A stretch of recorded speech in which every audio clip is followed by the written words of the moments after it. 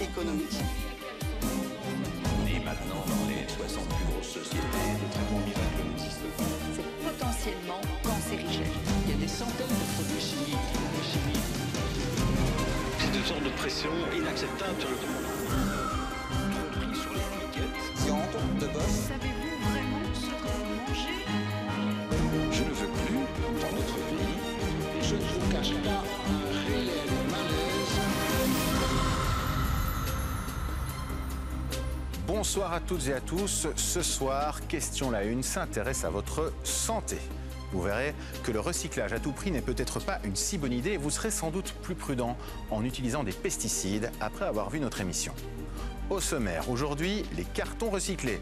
On ne peut pas y échapper, ils sont partout et vont peut-être causer de gros problèmes de santé publique. Deuxième enquête, les pesticides que vous utilisez dans votre jardin et qui polluent chaque année en Belgique des milliers d'hectares. Comme chaque Belge, chaque année, vous consommez 53 kilos de papier recyclé. Pourquoi s'en priver? C'est pratique, c'est sans doute bon pour l'environnement et ça a un petit côté bio qui rassure. Mais vous êtes-vous déjà demandé de quoi sont composés ces cartons? Notamment ceux qui contiennent tous vos aliments dans votre cuisine ou dans les grandes surfaces. Eh bien, ils sont bourrés de produits chimiques, d'huile minérale et de dérivés du pétrole. Lors du recyclage, toutes ces substances ne sont pas éliminées et s'incrustent dans la pâte à papier pour ensuite contaminer vos aliments. Pour le côté bio, on repassera. Voici Carton recyclé danger, une enquête exclusive de Françoise Walravens. Chez Chantal, dans ses placards de cuisine, il y a du carton, En fait, du coup, je me rends compte que tout est occupé d'être envahi. du carton Mon armoire se vide. et encore du carton. Et alors, il y en a ici aussi un peu. Le dernier paquet de maïzena. Ah ben voilà. Tous mes cartons. Quand il y en a plus, il y en a encore. Un paquet de Kellogg's en carton. Alors, avantage du carton? Eh bien, l'avantage, c'est qu'en fait, je sais facilement ranger mon armoire, en fait, parce que c'est assez compact. Désavantage? Au niveau des désavantages, en fait, j'en vois pas. Non, je préfère ça même au plastique, en fait. Invisible à l'œil nu, il y a aussi énormément de chimie dans nos emballages en carton. J'ai envie de dire oups, parce que je pensais que c'était vachement nature, on va dire, enfin, bio, mais là, je vois mes cartons complètement différemment. Alors ouais, ça a l'air d'un papier, regardez, un papier douteux maintenant, parce que qu'est-ce qu'ils me cachent? Ils sont blancs, mais pas immaculés peut-être. C'est vrai que la couleur d'un papier ou d'un carton ne veut rien dire. De composition chimique complexe et souvent secrète, le carton est considéré comme un matériau parfait pour emballer et protéger nos aliments. Léger, facilement manipulable, pratique, facilement stockable, écologique, recyclable. Quels sont les avantages? C'est écologique en fait par rapport aux sachets et tout ça. C'est important pour vous le recyclage? Ah oui, je recycle. C'est vital, ça. L'écologie à tout prix, oui, mais Dès qu'on recycle, au niveau alimentaire, il faut toujours essayer de maintenir une barrière avec les déchets. le carton est très économique. Une bonne emballage ne coûte rien. Par contre, notre santé n'a pas de prix. On a constaté qu'une majorité d'entre eux, malheureusement, présentent une forte contamination à base de ces dérivés de pétrole. C'est un peu dégueu, quoi. C'est inquiétant. Comment ces dérivés du pétrole arrivent-ils dans nos aliments? Est-ce les emballages en carton qui sont responsables? Dans un carton, qu'il soit vierge ou recyclé, on arrive déjà à presque 7000 substances. L'emballage parfait n'existe pas, donc je ne sais pas. Donc le carton vierge, il existe ou il n'existe pas? En fait, il n'existe pas, non. Complètement vierge. Mais de quoi sont composés nos emballages en carton? Ces vieux papiers et cartons que nous recyclons depuis pas mal de temps, consciencieusement. Faut-il s'en méfier? Y a-t-il danger pour notre santé?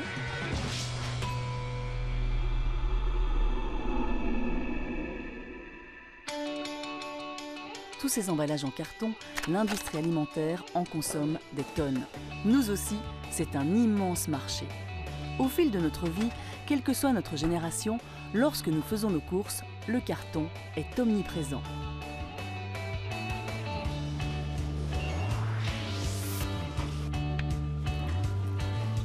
Et les grandes surfaces en accumulent aussi des tas.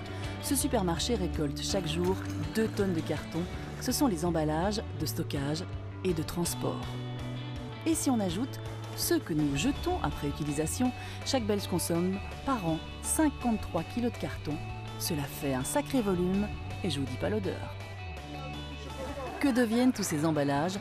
Commençons par la source. Nos poubelles papier sont collectées et arrivent dans des centres de tri, comme ici à Herstal. Bonjour Didier. Bonjour Monique. Tu viens d'où? Je viens de Herstal. Ok Didier, ça te fait 8 tonnes 420. Oui, à tantôt. Merci. En 2015, plus de 54 000 tonnes de vieux papier et carton collectés ont été triés dans ce centre. Brahim travaille dans ce secteur depuis plus de 20 ans. Alors ici, ça rentre entre 180 et 200 tonnes par jour. On trie à peu près entre 15 et 17 tonnes de l'heure. Hein. Alors on tire tout ce qui est plastique, déchets ménagères et autres. On garde seulement les papiers et cartons. Ils sont séparés en fait. Papier carton et papier à part et carton à part. Cette grosse machine est une trieuse qui sépare les deux matériaux en fonction du poids des papiers, mais cela ne semble pas évident. Dans cette période de l'année, comme le papier est un peu humide, alors la machine étire le papier avec le carton en fait. Et donc il y a des papiers journaux dans les cartons? Oui, il y a un petit pourcentage. Combien? Un petit pourcentage, on va dire 2 à 3% de papier là-dedans. Hein. Il y a quand même beaucoup de papier. Il faut un petit réglage en fait. Il faut le service maintenance, c'est contrôle de temps en temps, mais là c'est vrai que c'est un peu trop. Ouais. Ils vont passer normalement que les temps, ils vont faire un petit réglage. Et les consommateurs, en mettant tout et n'importe quoi dans leur poubelle papier, ne facilitent pas le travail. Oui, il y a tout. Il y a tout. Hein. Il y a des filtres des voitures, il y a des pneus, on a des blocs de béton, il y a tout. Il y a tout ici. Les gens ils mettent tout dans le papier carton. En fait, ils prennent une caisse à banane, ils mettent des déchets pour y mettre quelques feuilles de papier, voilà. Sans compter les chats morts et les longes sales que Brahim a déjà retrouvées. Des petites mains ensuite retrient le tout, mais là aussi, ce n'est pas simple de retirer tous les déchets. Et au final, même dans ces balles de 500 tonnes, dites 100% carton, il y a des intrus. Ça devrait pas être là. Ça ne doit pas être là normalement. Parce que c'est toxique ça, ouais, c'est du plastique. Les gens, ils doivent mettre seulement le carton, papier carton, pas de frigolette, pas de plastique. Oui, il n'y a pas beaucoup de papier dans ce papier. Ça c'est quand même du papier journal. Mais pas beaucoup. Hein. Ça veut dire qu'on regarde. Mais par contre, dans les cartons, il y a aussi tous les collants, tous les solvants. Ça aussi, rien à faire, ça. Il y a beaucoup. Ouais. Ces vieux emballages sont vendus plus ou moins 100 € la tonne. Ces tonnes de carton partent ensuite chez VPK à Alost, une usine de transformation où le carton redevient pâte à papier. Ce groupe belge compte aujourd'hui 40 sites dans 13 pays. Chiffre d'affaires, 946 millions d'euros. Nous aurions aimé filmer ce processus, mais malheureusement, on nous a interdit l'accès. Vous étiez intéressé de voir la partie de la production où se fait la pâte, hein, c'est ça. Il faut savoir que cette partie n'est jamais accessible à la presse. On fait une zone à haut risque. Il y a beaucoup de poussière aussi. Donc, même pour les caméras, je pense que ce n'est pas idéal. Même filmer tout ce qui est cartonnage chez vous, c'est pas possible? Non, malheureusement pas. Histoire de comprendre cette transformation, direction Gand, où se situe le plus grand producteur de papier carton en Europe, Stora Enso. Ce groupe finno-suédois possède 85 usines dans plus de 35 pays. Chiffre d'affaires, 10 milliards d'euros. Dans cette usine, on transforme du vieux papier en papier journal et notre guide, Marc Dox, nous explique que la transformation est assez semblable à celle du carton. Les vieux papiers arrivent dans ce gigantesque pulpeur où tout est mélangé avec de l'eau chaude afin de supprimer les impuretés. Enfin, pas toutes. Il y a encore beaucoup de déchets, hein?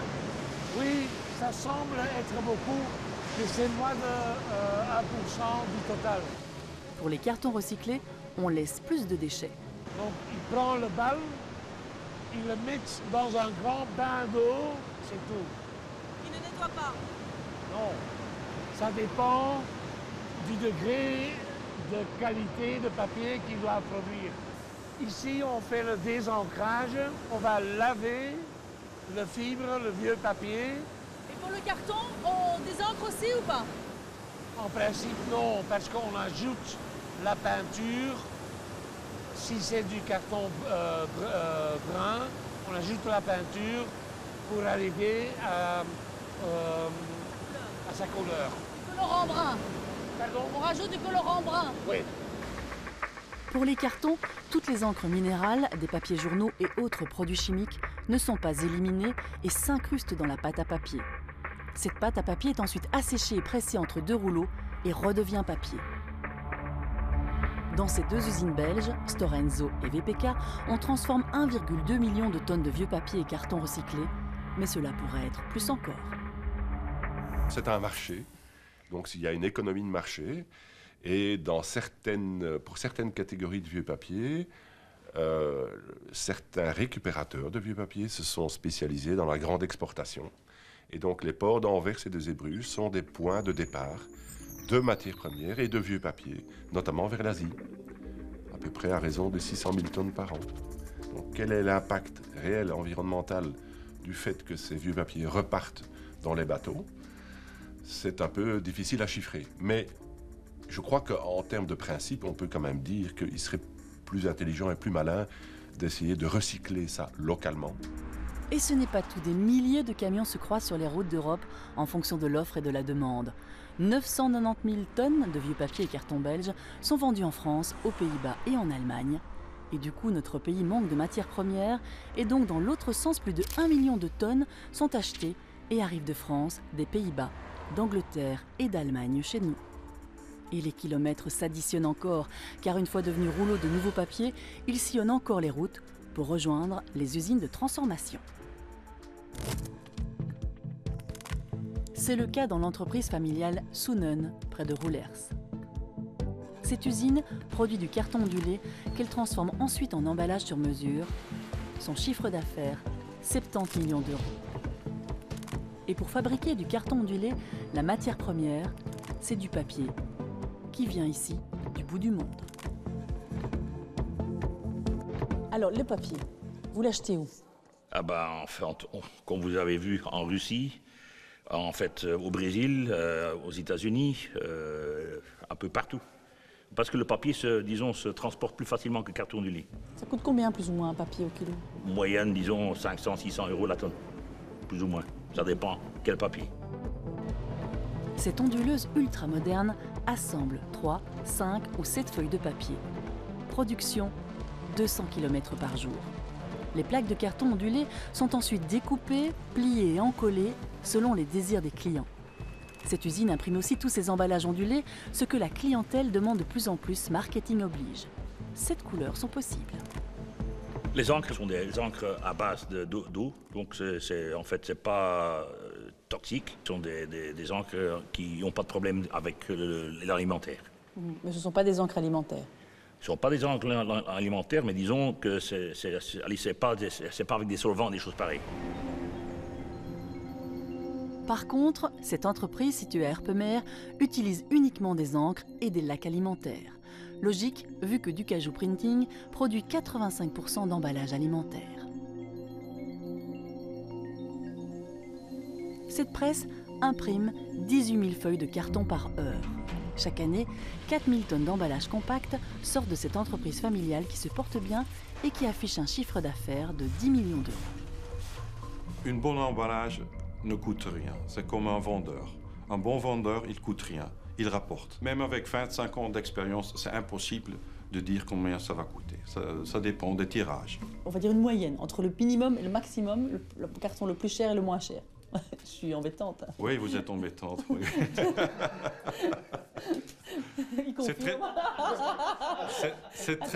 C'est très difficile à dire. C'est très difficile. Quelques centimes, un centime, moins qu'un centime? Disons entre 30 € par 1000 et 100 € par 1000. Comptez entre 3 centimes et 10 centimes l'emballage compact.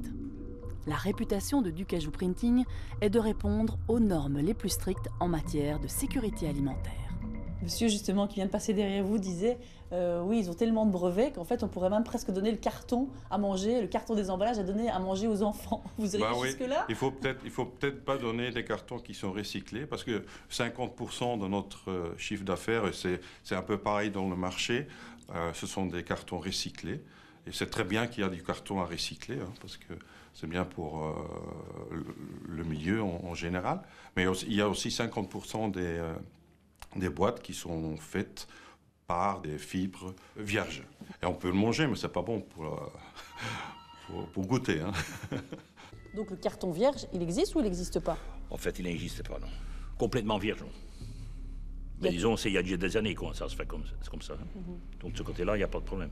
Il y a un pourcentage de combien, plus ou moins? Oh, il faut dire qu'à peu près, ça dépend d'un pays à l'autre, mais disons, il y a 15% de recyclé qui est dans le papier vierge. Allez, dit vierge, là-dedans. On trompe un peu le consommateur, non? On trompe le consommateur, oui. Oui, si vous voulez, oui, mais tout le monde le sait. Hein. C'est pas qu'on ne le sait pas. De toute façon, on n'arrive pas à transformer convenablement, donc en fait, c'est important aussi. Et en plus, ça veut dire qu'il y a une partie qui est du recyclage, donc en fait, c'est plus écologique, si on veut. Le carton vierge n'est donc pas si vierge que ça. À l'Institut de santé publique, ce chimiste va même plus loin. Déjà, un carton vierge va être constitué effectivement de pulpe, mais de toute une série d'additifs. Et lorsqu'on regarde les listes d'additifs et autres auxiliaires qui vont servir à la fabrication de ce carton, on arrive à une liste de plus ou moins 2000 substances possibles. Beaucoup de produits chimiques quand même dans les cartons. Oui, oui, c'est sûr qu'il y a des produits chimiques, oui. Ben, un peu partout. Hein. Même dans les aliments. Hein. Allez. Il y a beaucoup de produits chimiques. Hein. En Belgique, personne ne s'était encore vraiment penché sur la chimie de nos cartons d'emballage. Par contre, en France, l'ONG Foodwatch a décidé l'an dernier de tester plus de 100 produits de grande consommation afin de voir s'ils étaient contaminés par des produits chimiques. Des aliments que l'on a tous dans nos placards, du riz, des pâtes, du couscous, des céréales, des lentilles, du cacao et des biscuits. On a testé des produits en Allemagne, aux Pays-Bas et en France, des produits qu'on retrouve également dans les supermarchés belges, forcément.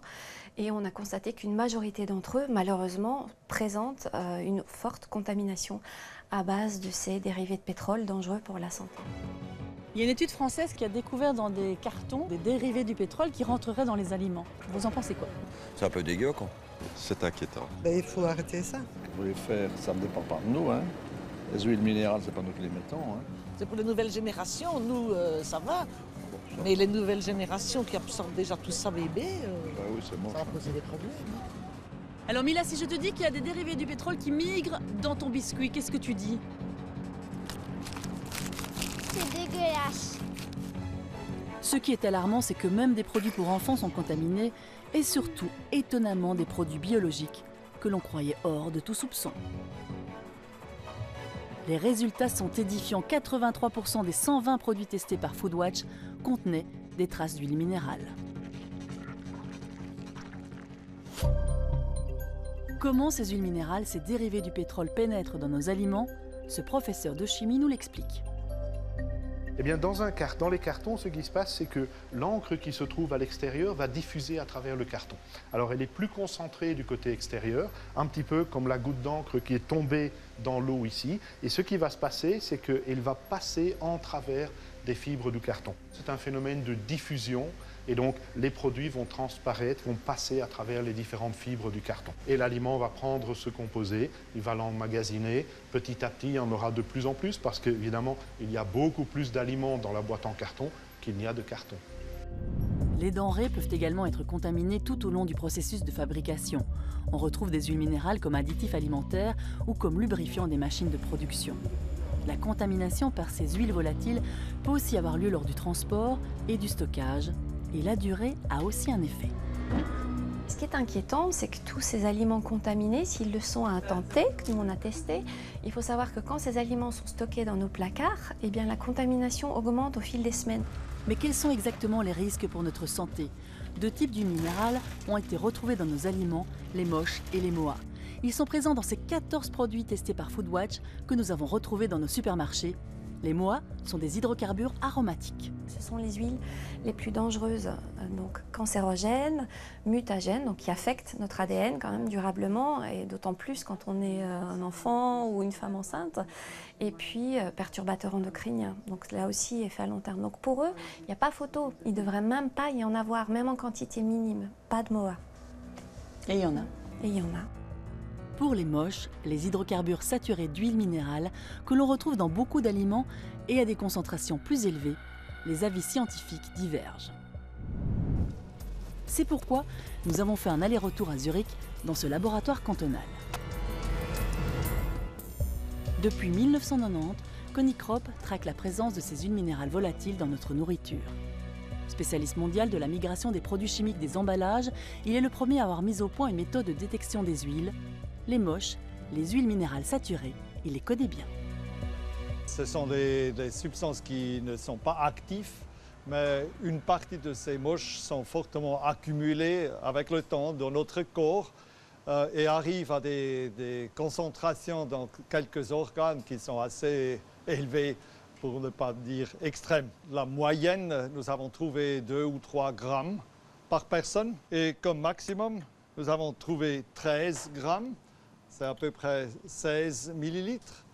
Et il faut se rendre compte qu'il y a pas mal de personnes en Europe qui contiennent cette quantité d'huile minérale des moches dans les tissus. Les moches sont surtout accumulées dans le foie, dans la rate et dans le système lymphatique. Et ça peut faire quoi? L'effet probablement n'est pas spectaculaire dans le sens que quelqu'un meurt, mais c'est assez probable que ça diminue la vitalité, que ça limite l'efficacité de l'organisme. C'est dangereux pour la santé, ça? C'est très dangereux. Ça, je ne savais pas. Notre santé pourrait donc être mise à mal. Et nos supermarchés regorgent de cartons. Nous avons donc décidé d'envoyer 4 emballages de 4 supermarchés belges dans un laboratoire allemand afin de voir si les aliments qu'ils renfermaient étaient contaminés par ces fameuses huiles minérales. Résultat, 2 des 4 produits en contenaient. Les lasagnes sèches de chez Delhaize et le riz long grain de chez Carrefour.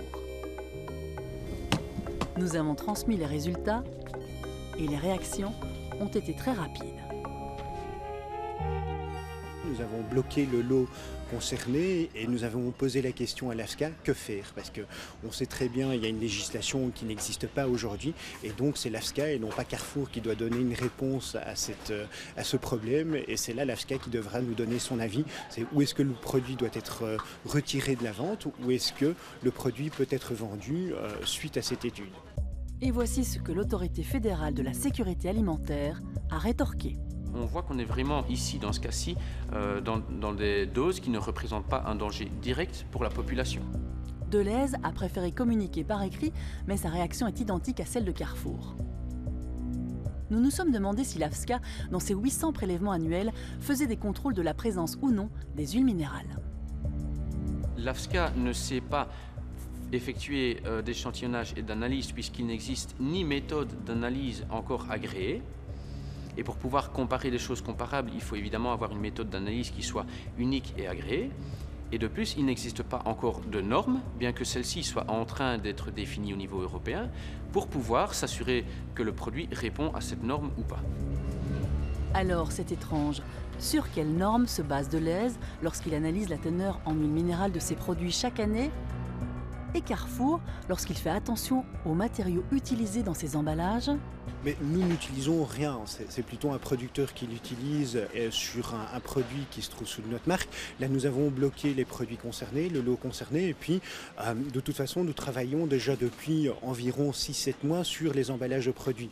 Il y a eu les sacs à pain qui ont été complètement retravaillés, le papier et puis l'encre également. Il est en cours encore, par exemple, tout ce qui est la gamme Baby et Kids, et il y a d'autres produits, et continuellement, nous travaillons sur l'emballage et sur les encres utilisées sur les produits, et donc à fur et à mesure, on remplace le produit ou plutôt son emballage et l'encre qui est utilisée. Aucune norme existante, aucun contrôle officiel, mais il y a du changement dans l'air. L'emballage, un univers technologiquement très pointu et d'une grande complexité, où la concurrence est rude, un monde assez secret qui s'ouvre un petit peu. Le plus qu'on en sait, le plus qu'on constate qu'il y a des choses qu'on ne sait pas. Liv van Lierde représente la Fédération belge des industries transformatrices de papier et de carton. FETRA regroupe 256 usines, chiffre d'affaires du secteur en Belgique, presque 3,9 milliards d'euros.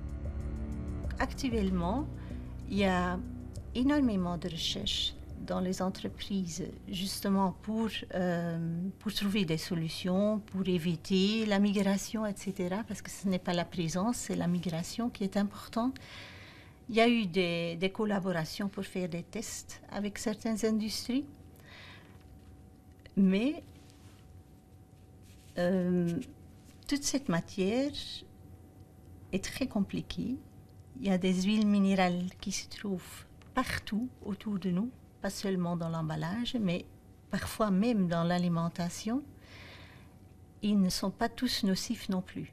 Donc, il y a énormément de recherche qui se fait actuellement. L'association des fabricants de pâte à papier et carton se veut aussi rassurante. Nous avons d'ailleurs des guides de bonnes pratiques qui ont été publiés au niveau européen à l'intention de toutes les entreprises du secteur pour bien faire attention sur la problématique, éviter au maximum les encres à partir d'huile minérale, prendre plutôt d'autres types d'encre qui ne causent pas le problème. L'encre à base d'huile minérale est le contaminant que tout le monde pointe du doigt pour les emballages alimentaires. Mais qu'en disent les fabricants ? EPIA regroupe 74 producteurs d'encre d'imprimerie présents dans 15 pays européens.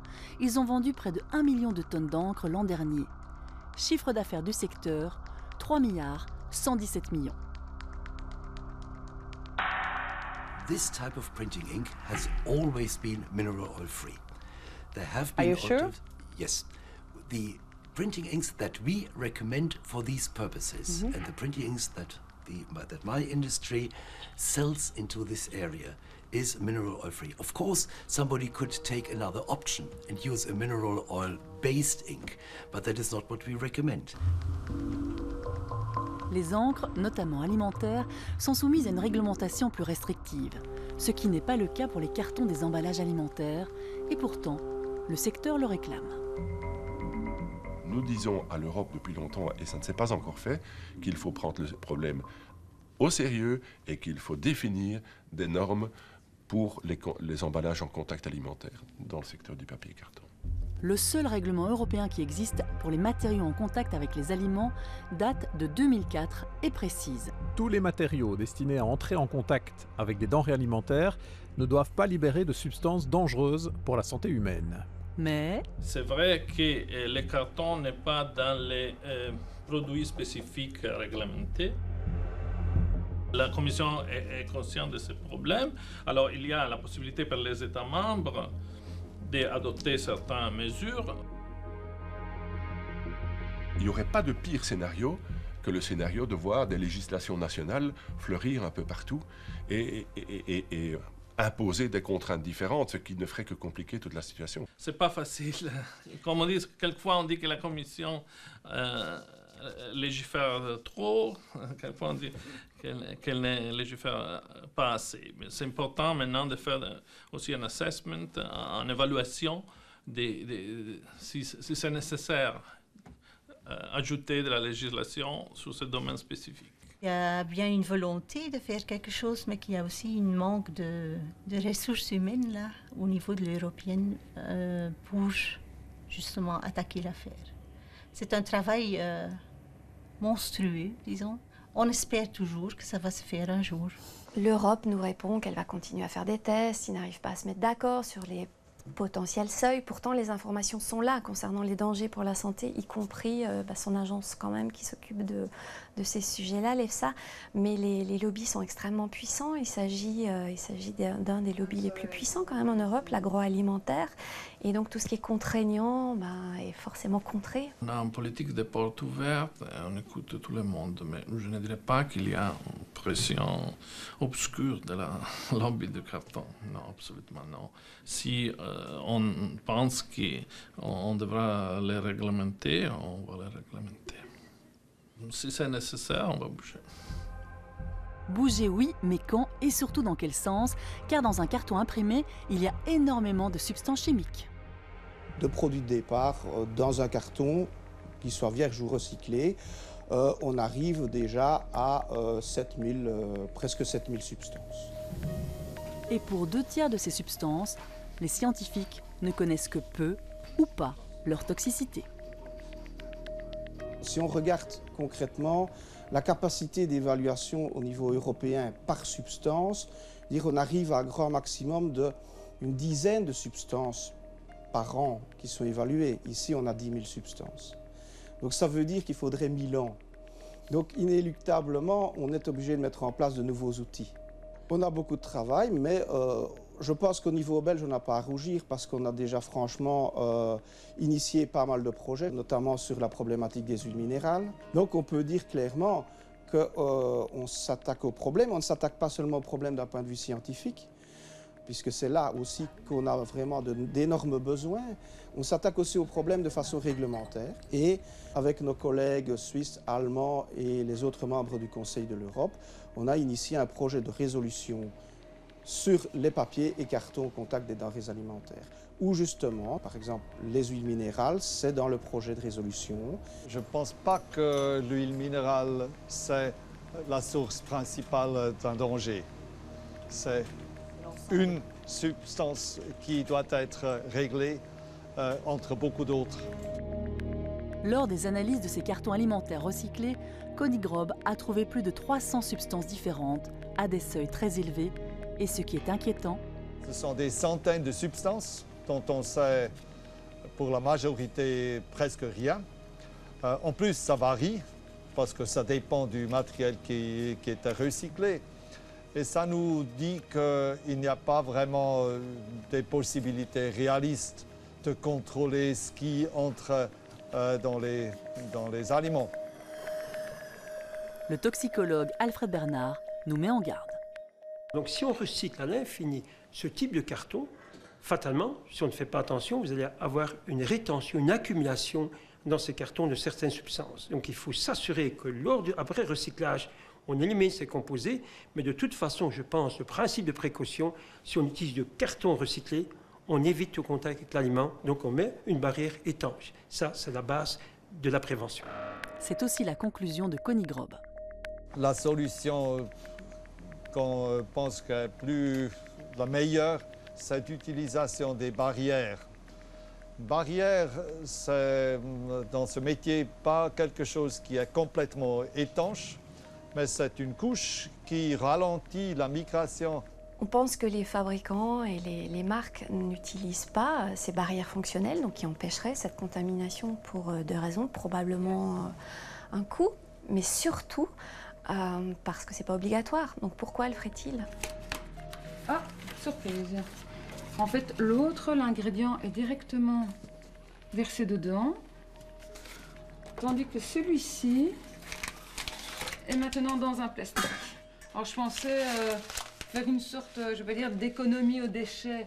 Mais je dis, tiens, c'est sympa, parce que là-dedans, c'est directement, dès que là, de nouveau, je me retrouve avec du plastique.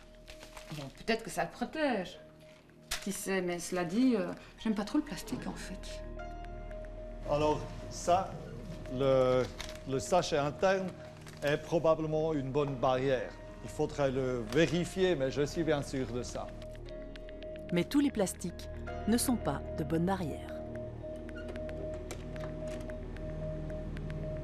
Pour ce sachet ici, c'est très probablement un polyéthylène. Et ça n'a aucune propriété barrière essentielle. Alors, c'est pas une barrière contre la contamination du carton. Donc tout passe? Plus ou moins.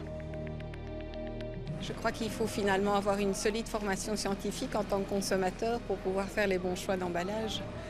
Et si on n'a pas les bonnes informations, on tombe dans les pièges. On ne peut jamais se dire si c'est bon ou si c'est mauvais ou si ça va créer des maladies. Donc d'ici là, je serai peut-être déjà mort et peut-être pas de ça en fait. L'OMS parle d'épidémie mondiale. donc l'épidémie mondiale de maladies chroniques. Le mot, d'ailleurs c'est en fait une pandémie puisque ça touche la quasi-totalité des pays de la planète. Créé en 2009 en France, le réseau Environnement Santé agit pour mettre la santé environnementale au cœur des politiques publiques. Son président, qui est toxicologue, nous alerte. On trouve ces huiles minérales aromatiques et plus largement les huiles minérales, mais ils ont trouvé aussi d'autres perturbateurs endocriniens comme le bisphénol ou les phtalates. Donc, et vraisemblablement, si on cherche beaucoup plus, on va trouver beaucoup plus aussi. Hein, donc c'est une source à laquelle on ne pensait pas parce qu'on a cette vision d'un carton qui est une matière solide, hein, mais on n'a pas l'idée que ça puisse émettre effectivement des substances qui elles-mêmes vont après se condenser dans l'alimentation. L'enjeu est majeur puisque c'est une clé de compréhension de la croissance des grandes maladies chroniques aujourd'hui qui sont la toile de fond pour la grande partie des Européens. C'est l'essentiel des maladies, sont des maladies chroniques qu'on soigne mais qu'on ne guérit pas déjà pour l'essentiel. Donc on est devant une crise sanitaire mondiale qui est une composante de la crise écologique puisque c'est une crise créée par l'homme.